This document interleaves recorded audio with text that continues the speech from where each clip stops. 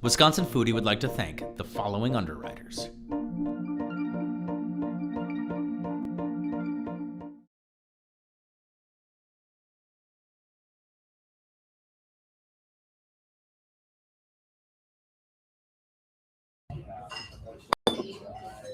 You told me when. What's up, everybody? How we doing tonight? How you doing, Arthur? I'm doing great. How Yeah, about you? I'm great. Good. We just finished the Owamni Seed Savers episode, and I hope all of you at home enjoyed it. Everyone who had the opportunity to see it. I feel, we come out of these storylines sometimes, and this is one of those rare examples where it just kind of opens up and flourishes. When we initially saw this, I knew it like as a catering gig, but I also knew, man, oh man, Seed Savers, what an incredible story. What an incredible thing to have a seed bank, the largest one that's non-governmentally funded in the Midwest, tucked in the hills of Decorah, which is, if Viroqua had a sister city, I would like to say that, Decorah would probably be it on the Iowa side of the river. But then to have that story open up into the richness of Owamni and natives, the traditional foodway system, and Lee and Sean and all the players. Oh my gosh, what an amazing experience! What a just inspiration to be around so many people. Like even Alice Waters was in this episode. I mean, just interacting outside of this event at our hotel and seeing Alice just wander around the lobby was, There was one morning where it was like having coffee with Sean, with Alice, and some other folks that were really central to the Seed Savers mission. It was like a dream come true. These are my culinary heroes right in front of me there, and to be able to just be with them and interact with them on a really human level, but also to celebrate Seed Savers. That's why we were all there. To go on stage with Alice. It was actually my birthday that day. Yeah, and that was gonna be one of the outtakes. Is like at one point the whole crowd when Luke was interviewing Alice, the whole crowd busted out in a happy birthday song. It was really sweet, and I was, it's a little overwhelming, but at the same time, being able to just set Alice up to tell some of the stories that she had worked through in her life and some of the things that she's been able to accomplish. It's absolutely wild. So this episode really hits near and dear to my heart, and it's so apropos that it comes on right now when those of us who garden are spending a lot of time thinking about what seeds have we started, what are we putting in the ground in order to make those gardens flourish, and man, Seed Savers. Hey Luke, so just from a technical perspective, the chat is down right now, so I'm going to hit refresh on this, okay, and see what happens. So stay right there, just hold on tight, because we like to know what you guys are saying, so we want to check it out. So hold on, let's see if this works.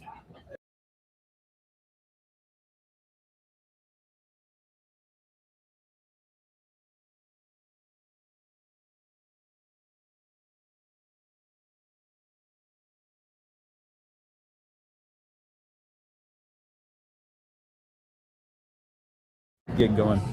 Pretty slow. All right. Are we back? We're back.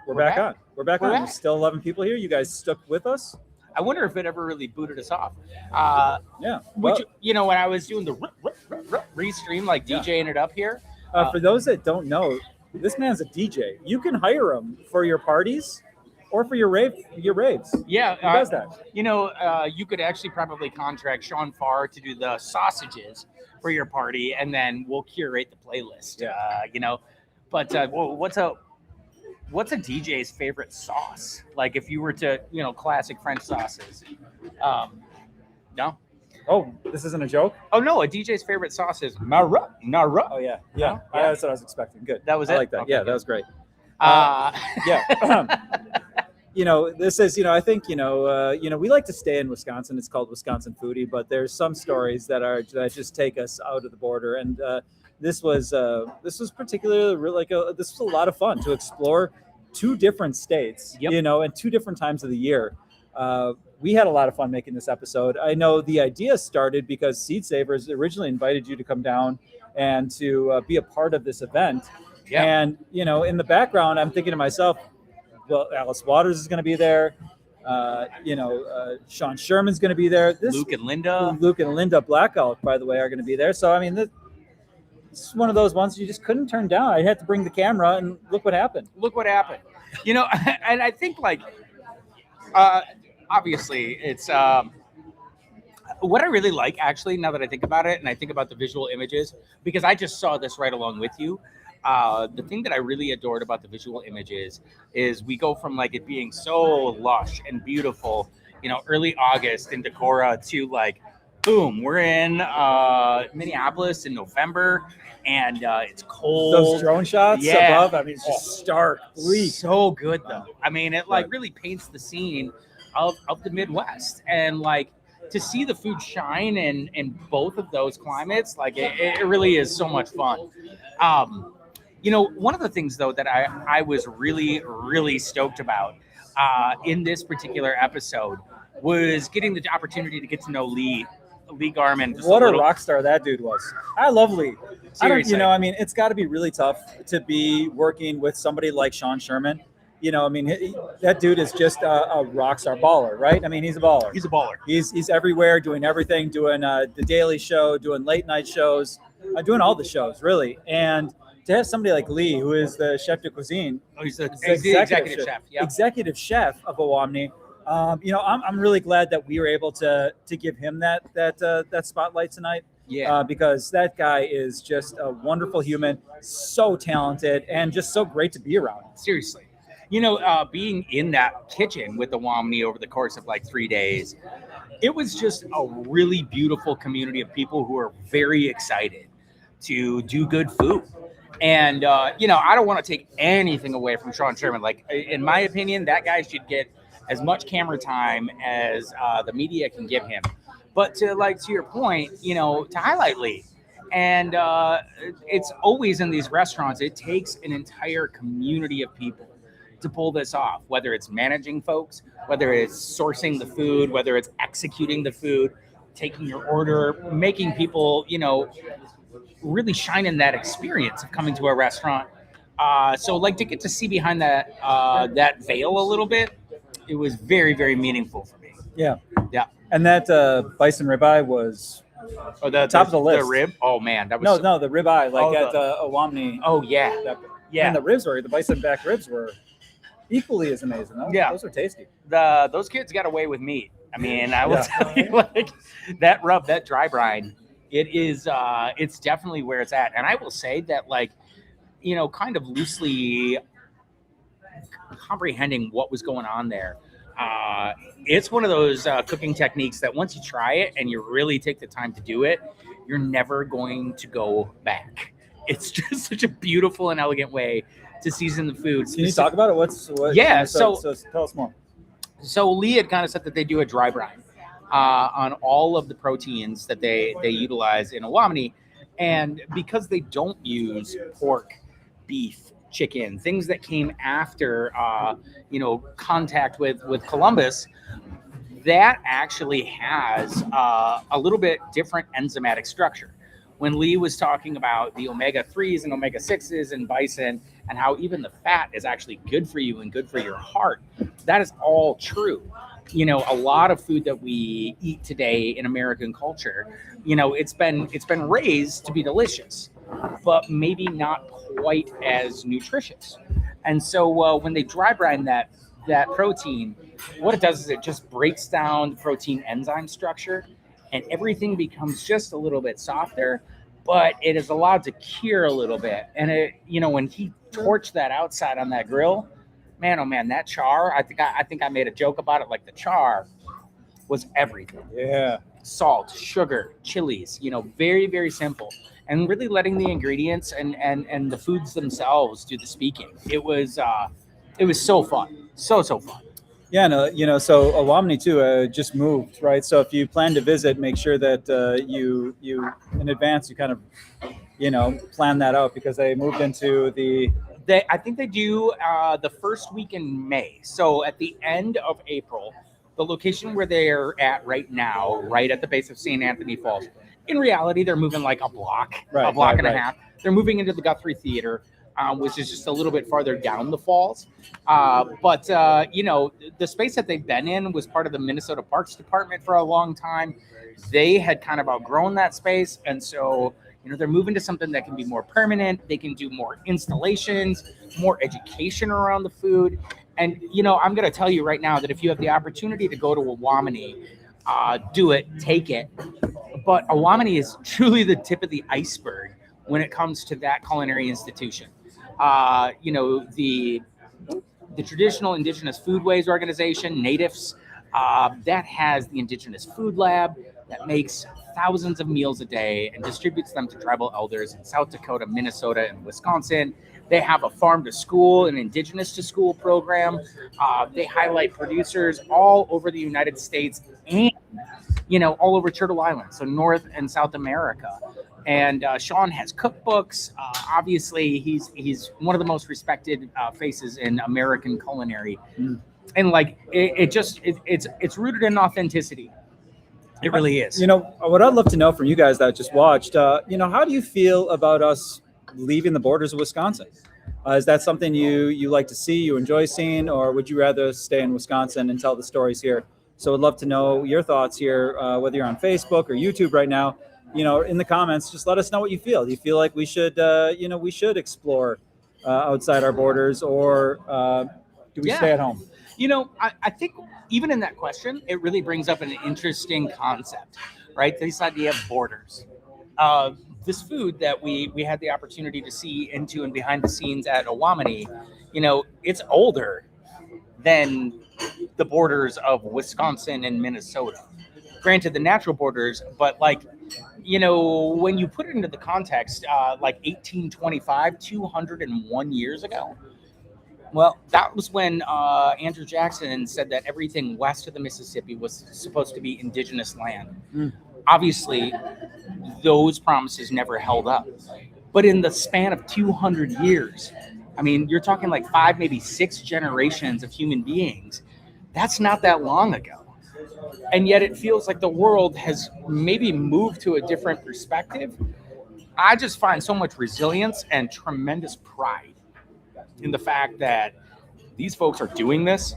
It opens up a lot of doorways for people like me who want some of these amazing ingredients, but not so much because I need to cook them.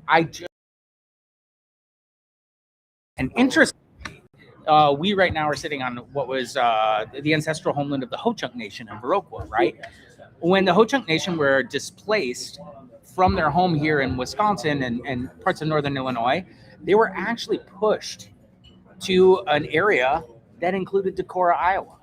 And in Decorah, it was basically this neutral ground where a lot of indigenous tribes had kind of ended up after they were, taken off of their ancestral homelands. Point being, the Ho-Chunk Nation, the members of that, came right back to this place because they knew the significance of their foodways. They knew the significance of their home forests. They knew the significance of how special this place truly is.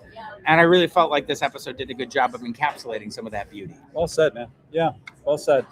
These are really important stories that we look for every season, and, just putting this story together, what really struck me is, it is not, you're putting yourself in a box, or I should say it's very hard to make food. The pre-contact, food tastes good. It tastes as good as they can make it, because they're limiting themselves in so many different ingredients, whether it's sugar, whether it's, different fats. They're really, digging deep into history, the original food that was here, right? And making that taste good. This food was very good. Next level. And it's all in this general idea of decolonizing, right? At its primary essence, colonization is a very extractive term. I know we did a dinner last year with Chef Patrick O'Halloran at the Deliciouser, where we started talking about the spice wars and how the islands of Nutmeg in Indonesia were home to some absolutely horrific atrocities for humanity, because they wanted to be able to extract all those spices. I really believe with my whole heart that sometimes being able to look at the perspective of what indigenous cultures have maybe eaten here for thousands and thousands of years, and being able to honor it and respect it, being able to share in some of the storytelling. And at the end of the day, Wisconsin Foodie is all about building identity. Yep. Obviously, not everyone who has the benefit of watching the program looks like us or has the same background or the same cultural expectations and norms. I just feel like so honored to be able to lift up, Sean and Lee and everyone in that natives community, and hopefully shine a light on them. We forgot to mention that tonight, our special guest, Mike Bollinger, I think it's Bollinger. I think. Mike, I'm sorry. Bollinger. I do that all the time. I'm even worse at spelling people's names on the show. That's why I don't give people names. That's why I don't do the lower thirds on Wisconsin Foodie anymore, because I misspell everybody's name. Not a great look, but it is what it is. Names aren't my thing. You work with what you got, baby.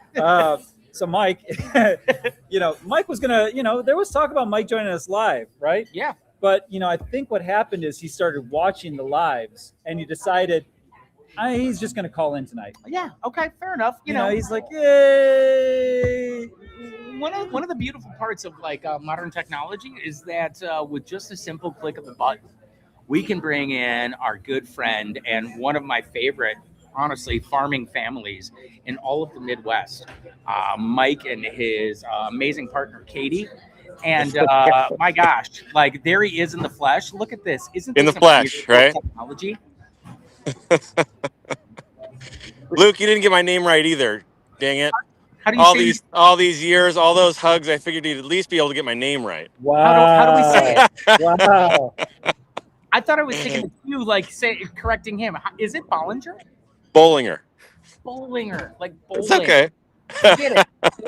Hey, my last name's Ursink, so I still love you, right? Yeah, it's all good. I'm I'll take it. I'll take what I can get. So That's awesome. no, I apologize for not being able to be there with you live tonight. Oh, well, you're here live with us, and look at that shot. You got a beautiful shot here. You got the Right? sun kissing the landscape. I love this. That's right. Mike, how's life? Life is really good. Yeah, life is really good.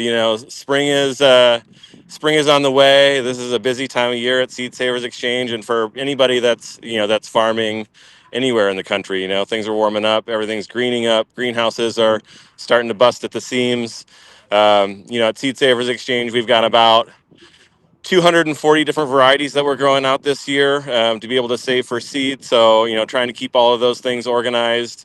Pushing through the rain a little bit and just excited for the season.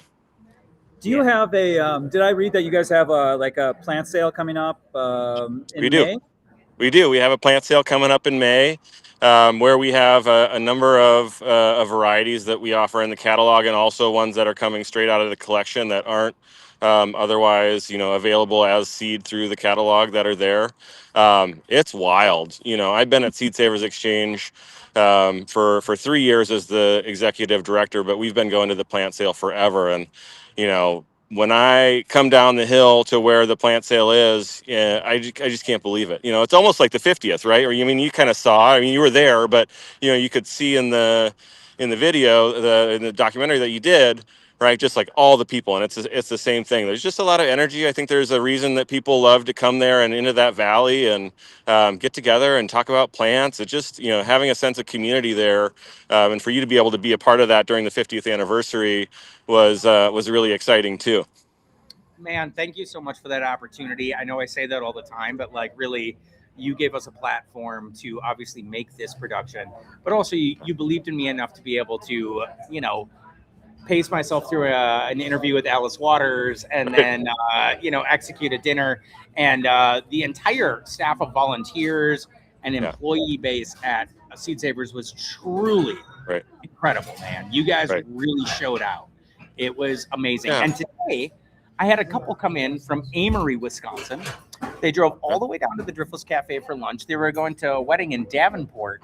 Okay. And you know what they're really excited about is stopping at Seed Savers in Decorah on their way back up north. This was their pilgrimage this year, and they were so stoked for it. And that's a testament to the work that y'all are doing out there. Yeah, and I think it's a testament to, to what this organization has done over the course of the last 50 years. I mean, this is, the collection that, that Seed Savers Exchange cares for now on site, 30,000 varieties, that we're maintaining has come from people from all over. I mean, you're talking about, original communities, before I hopped on there, and, varieties from those folks, as well as anybody, that was immigrating migrating to the U.S., right? And they were bringing seeds with them, and stories and recipes and culture and community, and it's just the ability to be able to come there and see that and be a part of it. And this work doesn't happen without people. I mean, so much work doesn't happen without people, right? Having uncomfortable conversations, sitting in it, and finding community and resolve in the midst of that. And so, it's fun to hear people come into Seed Savers Exchange, also to come to your restaurant, right? Enjoy the incredible food, and the way that you bring all of those ingredients alive. I think you did a great job, not only kind of showcasing the work that, that Sean and Luke and, Linda and, all those folks at Owamni do, but, also the way that you kind of approach this. I mean, the time that you spent on the stage with Alice and really being able to bring out, the best of people. I mean, Alice has spent, her lifetime doing this work, and to be able to have, questions that bring conversation, people were just delighted to be able to be a part of that. So thank you for contributing and bringing your skills and talents to that, as well, both in the kitchen and out front on the main stage. Bollinger, I mean, it was an honor, and so I know that I airballed your last name earlier, but You did a good job with it now. Oh, I you just know. went there. I know. Yep. You know whose name I never airball? Prochaska. Oh, you mean Prohaska? Yeah, Prohaska, right? Yeah, that's what you meant. Yeah. is it Prohaska? Obviously, the real pressing question I have for you, Mike, is so towards the end of this event, Luke and I were packing up, we're leaving, and we go through the lobby and we find Alice Waters sitting by the door. And so Alice, what's going on? What's happening here? She's like, well, I'm trying to get to the airport, but I can't get a Uber. I mean, my Uber canceled on me. And Alice really seemed kind of stuck. And Luke and I, for a second, we were on a mission. We were going to meet Mike. We were going to meet you for that interview. Right. And we had a real dilemma on our hands. Alice Waters on one hand was kind of stuck. She really didn't have anywhere to go. So should we take Alice to where she needed to go? Yes. Or do we just go do our thing with Mike? You know what we did? I texted Mike Bollinger immediately, like, yo, dude, I got Alice Waters here in the lobby. We got to get a ride. And split. Part of me wishes it would have been reversed. We would have just taken Alice Waters and gone on a road trip, because that would have been a great story regardless. Because yeah, she get to Minneapolis, I think she needed to get somewhere. She made it.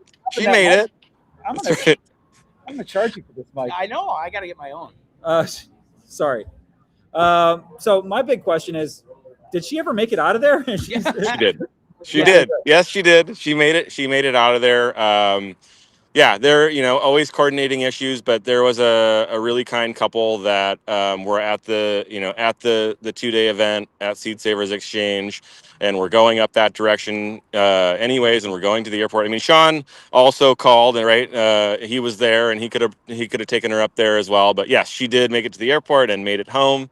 It was a wild ride, because it's been, to be able to have people come, so many people come from so many different places, and coordinating all of that, there's only so much you can put in place, and then and then you just got to hope that you can ride through all of that. But she did make it home safe, and it was a joy to be able to have people from 35 states descend on Decorah. I mean, it's not an easy place to get to. Viroqua was also not an easy place to get to always, but once people get there, they know what they know they've arrived, and they want to stay. There's a really similar vibe. I don't know if it's still the driftless. Is it considered the driftless in that area? Yeah, I mean, it is. Yeah, it is. Yep. It's got a similar feel, just the landscape and the that sort of natural environment feels really similar to Viroqua. Yeah, I think that there's probably a future where Mike and I figure out a way to become official sister cities, Decorah and Viroqua, like just hop, skip, and a jump across the river. If you go the wrong way, it can take you hours and hours because there's very few river crossings. But man, oh man, it's such a vibe. The college in Decorah, Seed Savers. There's a bunch of like really, really fun Midwestern traditions that you find there. And it's got an amazing main street. It's a fun place to just go and hang out. Remember the restaurant we went to on the way out? That was cool. We had which one was it?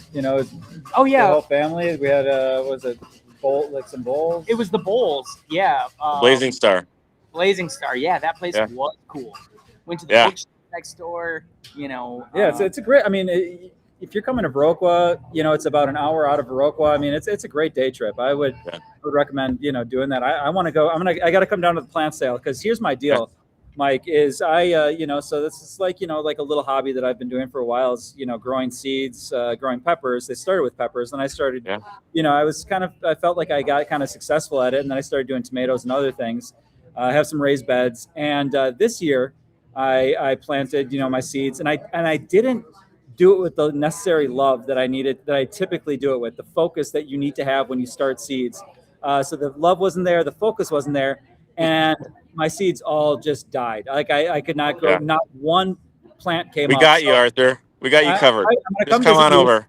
I just want to see if this is black or not. The black thumb? No. I mean, it's like 1 year is not, don't judge me on 1 year. Okay? Right. That's right. Because you really it's always something. Every year there's always something. That's kind of the running joke with my wife and I on our vegetable farm too, right? I mean, you gotta run into an issue somewhere. Yeah.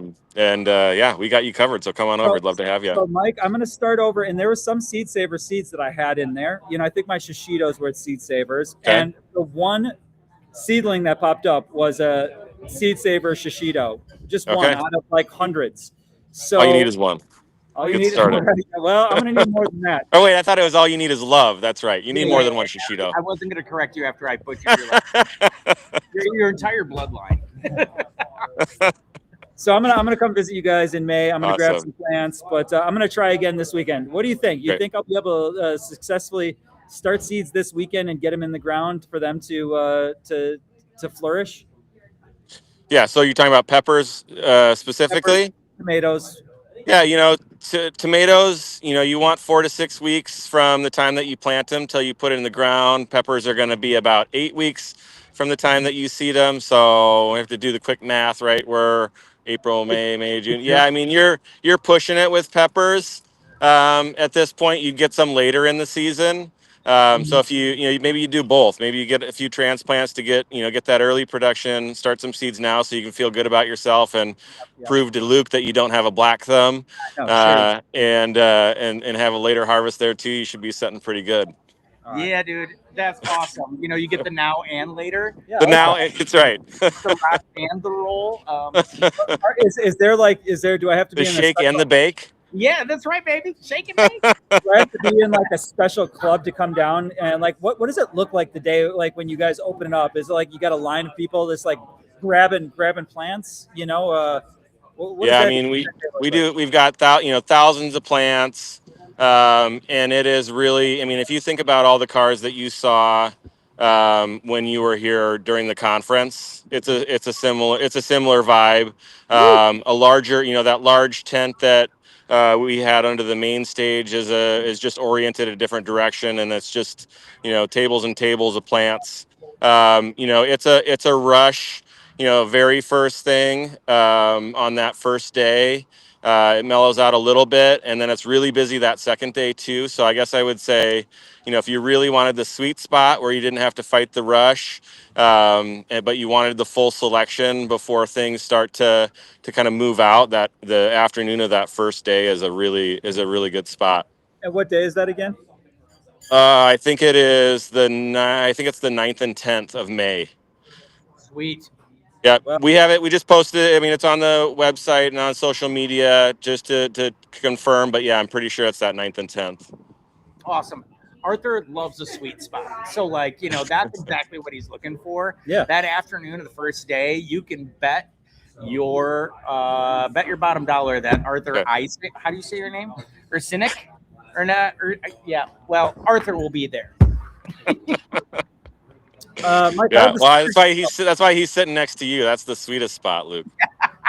how'd your soccer game go? I know you're watching soccer right now. How did that You know go? what? We just finished. We're over in Mason City watching my daughter play. So again, I was hoping that I could get to you, and I ended up having to go the complete opposite direction. But yeah, it was it's a beautiful evening. You can see behind me is Yeah. sun is set now. But hey, and I just want to say too. I mean, I'm happy to keep chatting, and I don't know how much time you have, but I know it is is not often that you get outside the borders of Wisconsin, and rightfully so, right? I mean, the culture of food and things that are happening around quality local organic agriculture in Wisconsin is really incredible. But to test this out and to come, just across the border and to spend some time with us and to highlight, the work of Seed Savers Exchange is a nonprofit organization that is really trying to do, good and support food systems and biological diversity and, all the cultural aspects of all this food that has come to this country, over the centuries. It means a lot for you to kind of push the limits of what you guys do to be able to support and highlight us to the community of people that that are a part of your show and watch. So, heartfelt thank you for all of that. Yeah, it means a lot to us as an organization. You should have, we were spreading the word that the show was going to go live today across the staff and, talking about watch parties and all of those things too. So, thank you both very much. Man, thank you. Honestly, like the community, the culture, your Yep. whole family, like you guys have really curated something very, very special and unique. And it undoubtedly touches lives and brings joy and memory and sometimes closure and growth all at the same time, Mike. Right. You are exactly the type of neighbor that I want to have. So I look forward to growing old with you. And, sometimes that hour and a half feels like a long way away, but in reality, I know that as we age, we're going to have many, many canoe rides in our future. And you're a great human. So thank you for the work that you guys do. Yeah, absolutely. Absolutely. Yeah, dude. Thank you, Mike. Well, I'm going to come check you out May 9th, or That sounds good. All right. Sweet spot. All right. Hey, Mike, say hi to Katie for me. I will. Absolutely. Thank you guys so much. Thanks, Have a good night. All right. Bye. I was going to bring up the story of that, rolling into town, so I came late to that shoot. I don't know. I had to leave. I had left Milwaukee late. Forget what the situation was, but I was driving all night to get to the shoot. And it was one of those drives where I started nodding off. Like I just couldn't, I could not stay awake. I got sugar, I was eating sugar, just could not stay awake while driving. I mean, that is that's a tough drive. It's very desolate. And, at one point I'm just like, I had ChatGPT up and I'm talking to it, like the talk mode where I'm just talking to it to talk to somebody in the car, right? To have somebody to talk to, which turned out to be really effective. So it was a great conversation with great conversation. Wow, Arthur and his AI friends. Yeah, I mean, we all need friends, right? Yeah. Sometimes they're just computer friends. Computer friends. If you got a joke punchline that you can throw in the chat, please do so at this moment. But so as I pull into town, Luke had said, I got a room for you, whatever. I must have pulled in at 3 in the morning. Yeah, it was late. And everything in the hotel was dark. And there was a guy that was just sitting behind the desk. And, I came up, I said my name, and he's like, no, but I've got a room for you. Luke, oh no, all the rooms Luke had are occupied. And I was like, oh, and I'm in this, I'm just out of it. And I'm like, what am I going to do? Do I sleep in my car tonight? Do I wake Luke up? Do I go to the room where Luke has his friend Lucy was here in town, and Cole. And so Luke put them up in the rooms, and I was like, do I just go into one of those rooms? And I said, man, do you have any rooms left? He's like, no, we don't have any rooms. I was like, you sure? And he's like, oh, we do have the presidential suite. And I was like, you know what? We had known, from what I understood, I was like, you know what, we're going to figure this thing out in the morning. Just give me the presidential suite because I really need to rest. So, it was a suite right next to Sean Sherman. I walk into this thing and it was like a mansion. It was amazing. It was a beautiful, beautiful room. And That was fun. And I think, you Yeah. you ended up coming down and staying in that room with me. Yeah, we ended up putting like staff that we had brought into town to kind of help us execute that. Just giving everybody safe and secure, and tucked into Hotel Winneshiek, and the folks at Hotel Winneshiek and the entire city of Decorah really did an amazing job hosting this thing. But the good folks at Seed Savers, they saw our peril, they threw mercy upon us, and they really took care of us in a way that is both it was just really amazing to feel that scene. Very, very beautiful, very beautiful. The whole thing. I'm a huge fan. I'm a huge fan of this whole episode. I think that this one really it tickled my heartstrings, tickled my fancy. Yeah, I mean, so a lot of those drone shots was, in that beginning, the Seed Savers episode, that, I had actually at the end when you see the line for Luke's dish, right? So Luke and there's like this huge crew of people made this bento box that Luke dreamed up. It was fantastic. I mean, that's a whole different story we can talk about in a second. But I'm getting my drone. I'm getting this shot, right, of everybody in line.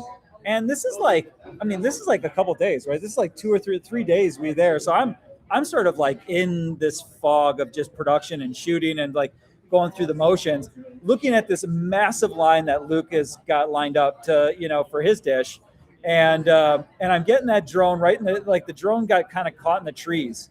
And I was like, and I knew it was in the trees, and I could make one move. I could either go up or I could go out. And I think I ended up pressing the wrong way, right up into the trees, got caught up, and then I just slammed to the ground and I broke my drone. That was it for that drone, So it's a very sad day because I had a friend actually give me that drone, so I didn't actually have to buy a drone. Yeah. And I fell in love with the drone shots so much. And after that, I needed to buy a drone. So I ended up from that same friend, Dan Peters, who's a great shooter of ours. I bought another drone from him. And that was a sad day. And, the worst part about it is everybody in line was watching this whole thing, So when the drone hit the tree and it went down, there's a mixture of, oh, no, and laughs and like, really the range of emotions. And I was just like, ugh, really? But it was only a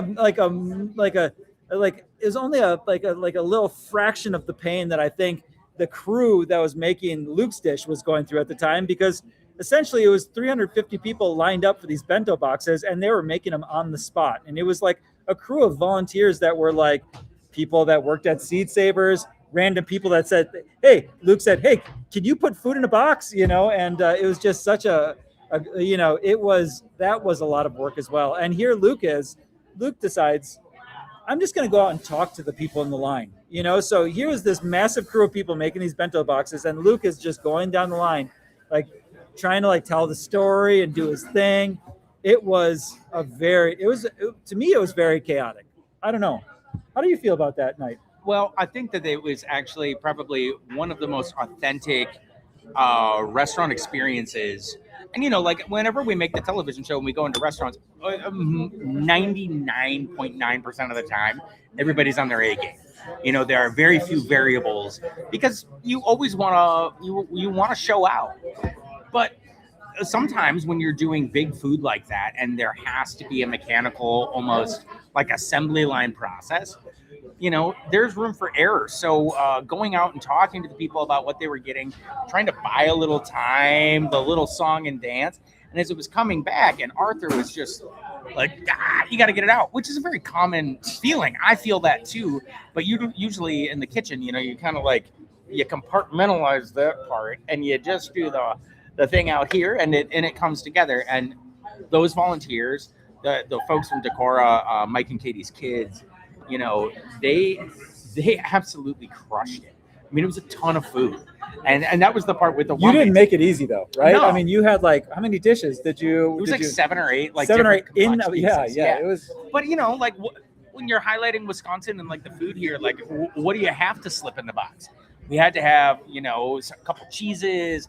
We had a tomato salad with buttermilk truffle vinaigrette. We had the dal with those beautiful wax beans. We had caponata with roasted eggplant. I mean, it was just like, and then we had flatbreads that went in there. So it was like this total experience. And I just wanted people to go up, interact with it, see a little bit behind the scenes, and then go sit on the hill and like really drink in the richness of what was going on there and the beautiful cultural experience that Seed Savers provided. It was amazing from my perspective. We could have gone a little faster, sure. Yeah, it was a beautiful day, and excited to be a part of it. I think when you spend that much time, even holding a camera, you start to feel like you're part of this crew, right? You're part of that mix, and it was a lot of fun. It was a lot of energy, dude. It was a ton of energy. After that, I mean, I don't know how Mike was able to be still standing on that Sunday. At the end of the weekend, like this huge thunderstorm rolled into Decorah. It's one of those mornings where it's bleak and dark and moody. That's right. And the rain really brings like a lot of like peace, but it also reminds you that you're tired. And so that morning we woke up, and it was one of those days where I just could not get enough coffee. Like I needed more. I need a constant IV drip just to get the thing going. Mike was kind of in the same boat, but those events really do take a lot out of you. Everybody who showed up for that really gave 110%. And I'm so thankful to the good people of Iowa. I'm so thankful to the good people in Minnesota for showing us some neighborly love. And, it's not the emphasis of our program, but like, man, oh man, does it feel good to remind people that sometimes these geographical borders that we honor and look at so definitively, those are made up. These are imaginary lines on a map of all the animals in the animal kingdom that migrate every single year. Human beings are the only ones that are deemed not legal when you cross some of those lines. Wow. Okay. And it's like, it's a wild thing, right? Yeah, you're right. Just from the perspective. So like, again, going back to the decolonizing idea, like it's so beautiful. It's so beautiful to live in a place that is so rich in culture, that is rich in diversity. And like I say all the time, the Midwest, there is diversity here. You just got to look a little bit closer. You got to really talk to folks and interact with them in order to see exactly who your neighbors are and what they represent. Because at the end of the day, you know what we do? Everybody eats. That was my best line in that entire episode. Yeah. No, you had some good ones. I thought you were on point that whole episode. A lot of good lines, man. Really, really good work on camera on that one. It's that time of season. Like there's a certain point in the beginning of making Wisconsin Foodie. Usually, like the first episode you go out and do on the road, it's a little clunky, but it's good. You got to get it under your belt to keep the process going. Towards the end of the season, all you can see is the finish line, right? Like, okay, I think we need 3 more segments here. And everybody's tired, and like we're just trying to like keep it together in order to get to like the actual production season. Post-production season. Thank you. But man, that August. Yeah, that's the great time for you because it's over. The production's over for you, but then I get it just continues. Usually through September, right? Like September, and then we do pickups into October to like round out the episodes, and then I'm usually editing until sometimes February. Yeah, January, February. So like it's a nonstop process. And with that process, we're picking it up again really soon. So this is your opportunity right now. We've got a lot of really good ideas for you. Yep. But would still love to hear some of your stories, some of your ideas. Now is the time because we are putting together for 2027 where we're going and what we're going to do. And it's going to be, I think every year we just try to make this show better and better. This year, from our perspective, we tightened up the crew. I mean, a lot of the times it was just Luke and I on the road. And that was fun. It adds this element of intimacy. That's what I really like as a storyteller is not to have a big crew and a lot of people running around. I like to keep it simple. And, I think that's one of your favorite sayings, right? Absolutely. Keep it simple, stupid. I mean, like that truly is in the essence, just the way that my brain works, I think. But it's really lovely to be able to go on the road with your homie and like get like up to your eyeballs in these storylines and maybe not be able to see your way out of it while you're doing it. But then the natural progression just happens. Sometimes if you overproduce a television show, you don't get that natural progression. Everything feels forced and staged. And the most beautiful moments, I believe, in this episode where some of those just kind of happen. You know, it all has its own momentum. And that's what Arthur's really good at doing, is capturing that momentum, but then not segmenting it or compartmentalizing it, so you don't get to experience it at home. It's very real. It's an authentic expression of our love for this place, the food, the farmers, the producers, the chefs, and literally just the entire culture, both historical and, you know, as a bridge to the future. The food is what connects us. So Yeah. it's beautiful. And honestly, thank you for tuning in and for supporting us through this live stream, through watching us on TV, on YouTube. I mean, that's huge. And we really appreciate you coming on this ride with us. You know, we learned from PBS today that, you know, through surveys that like 70% of you actually go out and involve yourself in the stories that we tell, whether it's purchasing or visiting.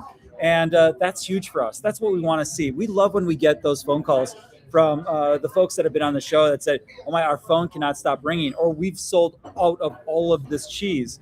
To us, that hits us in our heart, and we can't thank you enough for all that love and support. And that's why we do what we do. Yeah. You know, we want to, you know, we want to shed a light on a lot of these folks out there that aren't used to being heard. You know, that you aren't used to being seen because they're so busy doing what they do.